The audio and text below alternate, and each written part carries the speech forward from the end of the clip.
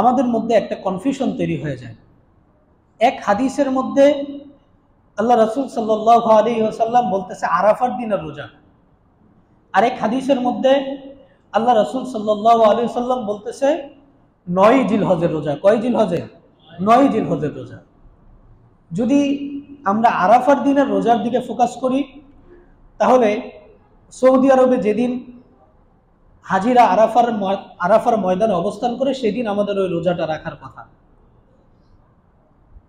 আর দেখেন, তো সৌদি আরবে যেদিন আরাফার দিন সেদিন তো সৌদি আরবে 9 জিলহজ, কিন্তু আমাদের দেশে ওই দিন আবার কত তারিখ?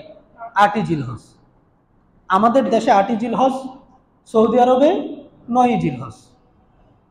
তো আরাফার দিন রোজা রাখার কথা বলা হয়েছে।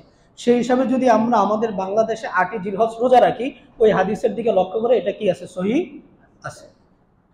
আবার আল্লাহ রাসূল সাল্লাল্লাহু আলাইহি ওয়াসাল্লাম কি করতেন? 9 জিলহজের কি করতেন? রোজা রাখতেন। কয় জিলহজের?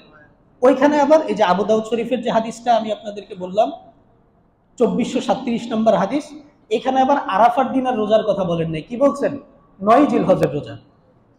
এখন আমরা বাংলাদেশে আমরা যারা থাকি, তো ওই হাদিসের দিকে ফোকাস করলে আমাদেরকে আমাদের চাঁদ অনুযায়ী 9 জিলহজ কি রাখা লাগে? রোজা রাখা লাগে। তা এখন আপনারা কি করবেন?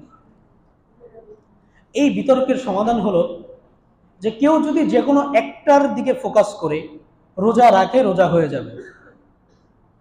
সব থেকে উত্তম হলো যাদের কনফিউশন থাকবে তারা দুইটা রোজাই রাখা। কয়টা রোজা রাখা? দুইটা, 8 জিলহজ এবং 9 জিলহজ। আমাদের বাংলাদেশের তারিখ অনুযায়ী 8 জিলহজ এবং 9 জিলহজ, অর্থাৎ ঈদের আগের 2 দিন, ঈদের আগের 2 দিন দুইটা রোজা রাখা, এটা হচ্ছে কি সব থেকে উত্তম। এর থেকেও উত্তম হলো জিলহজের 1ম তারিখ থেকে নিয়ে 9 তারিখ পর্যন্ত সবগুলো রোজা রাখা। কি করা? সবগুলো রোজা রাখা।